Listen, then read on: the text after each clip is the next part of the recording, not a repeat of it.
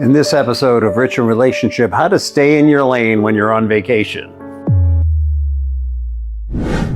Hey, if you ever had any doubt who I do this for, this one's for me. Because by the time you're watching this, Catherine and I and my kids will already be on vacation. And I can tell you what one of our biggest challenges will be, at least it's my biggest concern, is keeping the work genie in the bottle. You know what I mean by a genie, right? A genie is that bottle, you're on the beach and the bottle lands there in front of you and you go, oh, what's this? And you open up the top and poof, out comes a genie, right? And the genie, the deal with genies is they give you 3 wishes, but they never come out the way you think they are. It's always not great. Well, in this case, right?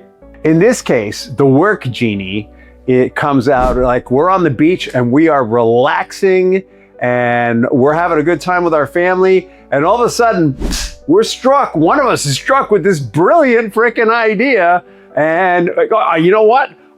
God, hang on. Hey, I have this great idea. I know I'm on vacation, but let me tell you about this idea, right? And then next thing you know, you're on your emails, you're chasing this thing down. Or maybe it's more like this. Maybe you're sitting on the beach and your phone rings and you think, oh, I really shouldn't answer it, but you do. Hello? The genie's out of the bottle. All of a sudden, you are not on vacation anymore. You are working. Oh, you're physically present, but your mind, it's gone. And I know this has happened to everybody watching this.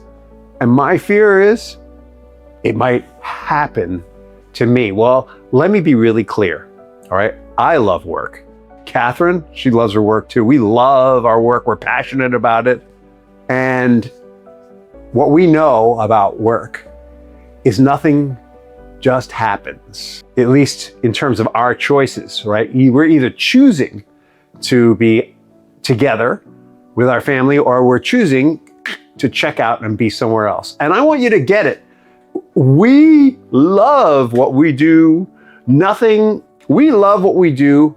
And the vacation is paid for from work. The house paid for from work. The food paid for from work. Work has allowed Catherine and I to build an amazing life. The script says a wonderful life, but it is an amazing life. And work isn't the enemy. It's our friend.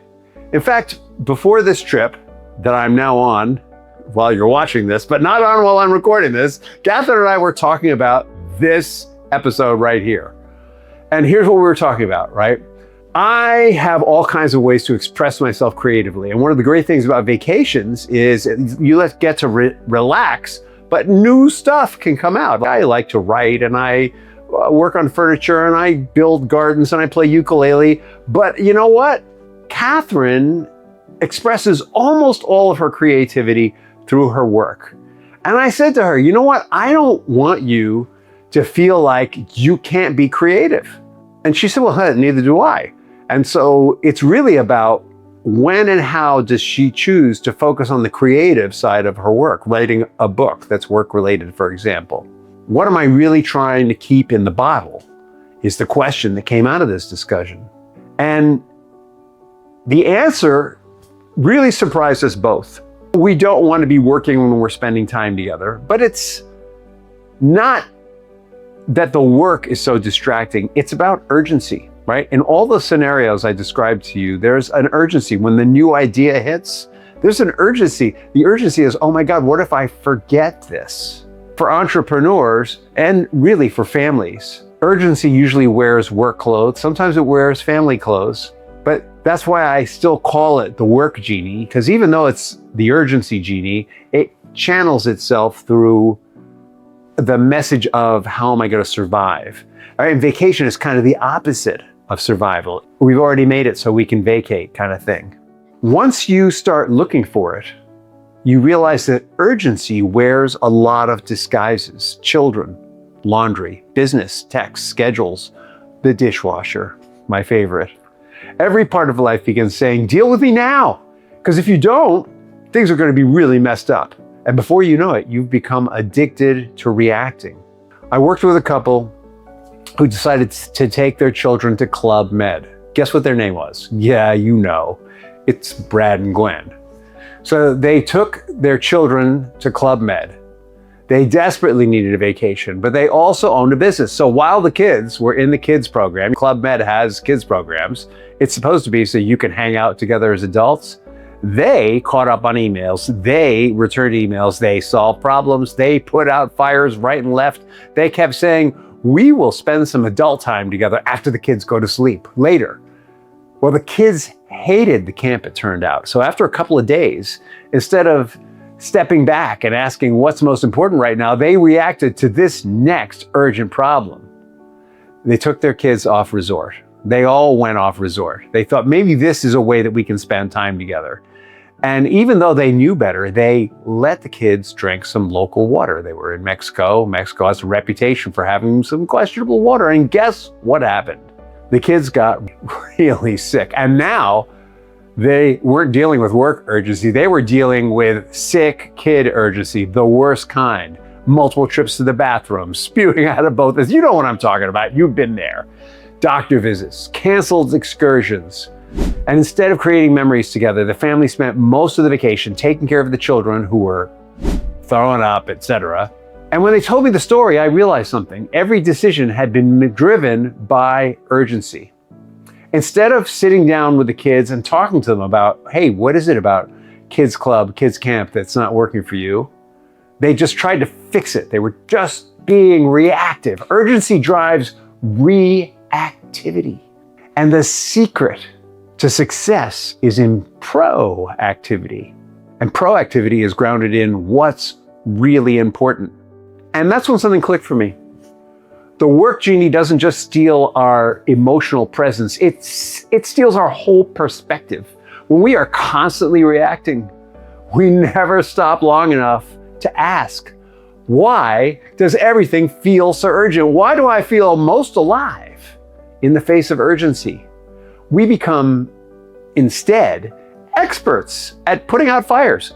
Some of us even create fires just so we can put them out. Because some of us actually get addicted to the successful feeling of putting out a fire. What's missing is redesigning the systems that allow for this to happen. And the first system is within ourselves, how we view things. One of my favorite lenses for helping us step out of firefighting is called the Eisenhower Matrix. It was created by Dwight Eisenhower, former president and General Dwight Eisenhower.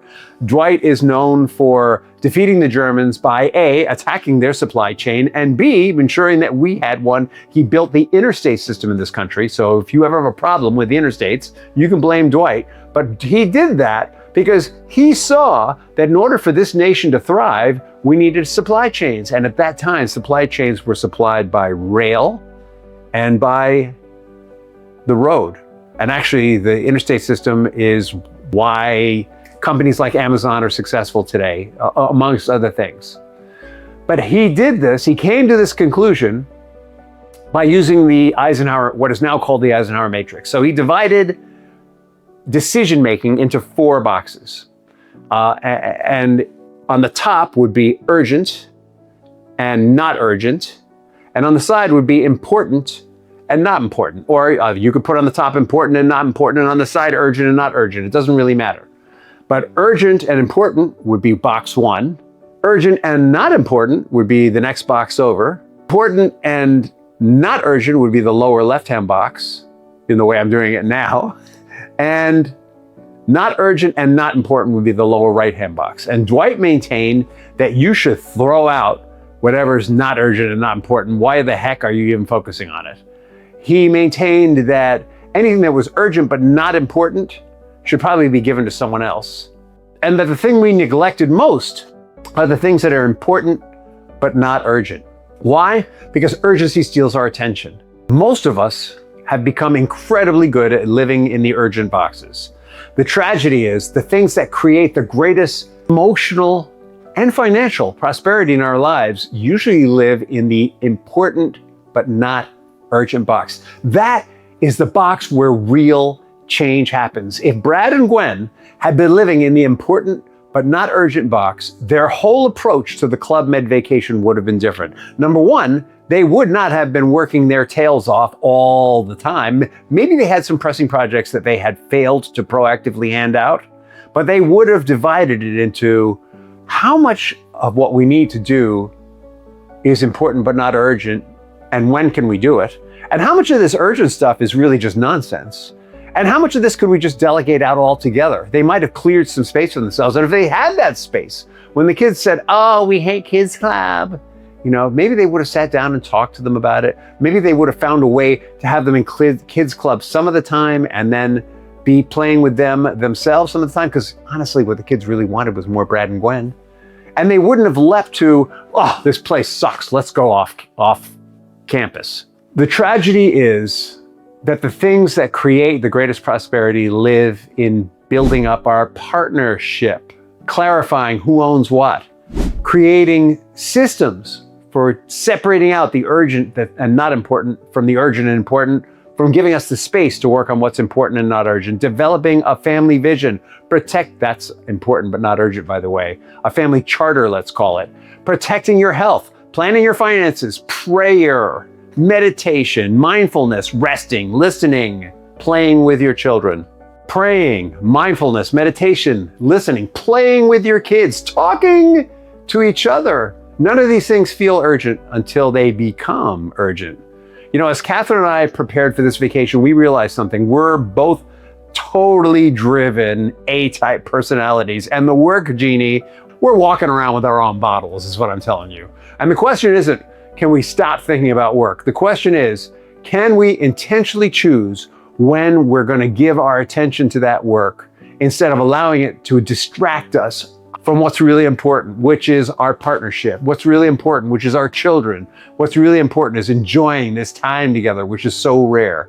And that's what the vacation is really about. It's an opportunity to rest together. And so the tool that we're going to use, that I'm going to share with you, is called bottles, right? Because we all got bottles. And here's how it works.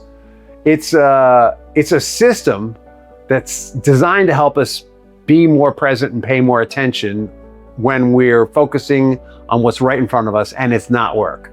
It is not a solution to all your business problems, all right? This is a Band-Aid. If you've got a bleeding artery, it's not going to stop the bleeding, but it is going to help you and me this vacation to focus. And the first B in bottles is a brain dump, right? So you just dump everything that's on your mind. Before you go on vacation, do a brain dump and calendar it, right? If Brad and Gwen had done a brain dump and organized their lives appropriately, they wouldn't have been doing all those emails and stuff at Club Med. And once you have it calendared or delegated, that way you only focus to the things that have to happen, right? Like what has to happen while I'm on vacation is my podcast has to happen. And so here I am recording it. Brain dump, schedule it. Here we are. See how that works? O in bottles is own your intention. Before you walk through the door, decide, how do I want my spouse, my children, my family to experience me? Do I want them to experience me as someone who's worrying about work or someone who's fully present? The first T in bottles, because there are two, time sanctuaries. Tech spaces where work isn't invited. You all know I'm a big fan of date night. The only time that work comes up at date night is when I need to dump something so that I can be fully present. Brain dump, vacations, bedtime, conversations with the children. And yeah, that includes maybe setting your phone aside, shutting it off or whatever. The second T is tune in, right? The intention is to be present. The second T is to tune in.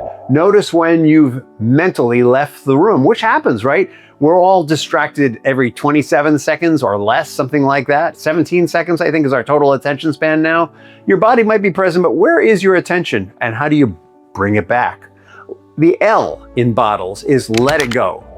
The genie will sneak out inevitably. Notice it, let it go. Capture the thought if necessary. You might need to write something down. Maybe you've had a brilliant freaking idea and you're afraid you're gonna lose it. Write it down, put it away, reset your intention and start over. And the E is evaluate your connection, right? How connected am I feeling to everyone right now? Am I feeling desperately alone in a room full of people that I love? And if so, what do I need to do about that? I might need to say, hey, you know what? I got a little distracted and I feel really alone right now. I want to reconnect, whatever it takes. It's how connected do you feel, not how much have I accomplished today.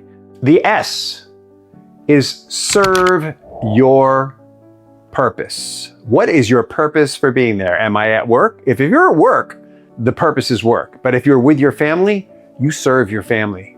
Is serving my family is what you want to ask yourself, or is my family serving my business? Here's what I hope you remember. Bottles isn't about becoming better at managing work, though it could be. If you practice this at work, it would be just as effective. It's about creating enough space to work on what really matters. Because when we're constantly chasing urgency, we never get around to the things that prevent urgency. The things that prevent urgency. Did you catch that? If we're always putting out fires, we never learn how to prevent them because we're so busy putting them out. What prevents urgency? Deeper conversations, better systems, clearer roles, a stronger partnership, a family charter, a business vision, a restructuring of your life so that you're focused on business when you're at work and focus on family when you're at home. Those are the things that create lasting prosperity, emotional prosperity, so that you're living a life that is rich in relationship, not just rich in finances. And ironically, these things I just mentioned, they are almost never the most urgent. As Catherine and I head off on vacation, we're going to practice bottles right alongside you, right? So you're not alone here. And believe me when I tell you, we have far from mastered it. What do I mean by that? There's going to be a lot of tuning in, letting it go, and evaluating connection happening on this vacation because we get distracted just like anyone else. But the point is, our intention is to focus on one another and our family to the best of our ability. And we may take a little time to be creative on the side in our alone time because we all need alone time to recharge. Remember, the work Genie doesn't just steal your time, it steals your presence. It steals your perspective. And if you're not careful, it steals your opportunity to build the very life your work was meant to create. We work for our families. We don't have families so we can work. Don't spend your life becoming better at reacting. Get better at being proactive, at focusing on what's important but not urgent, so that there's less urgency in your life. Because the people you love rarely demand your attention, but they deserve it. Again, if you like what you're hearing, subscribe, share, like, comment. Want to hear what's going on for you? Let me know what you want us to address here at Rich in Relationship, and have an amazing day and a fantastic tomorrow.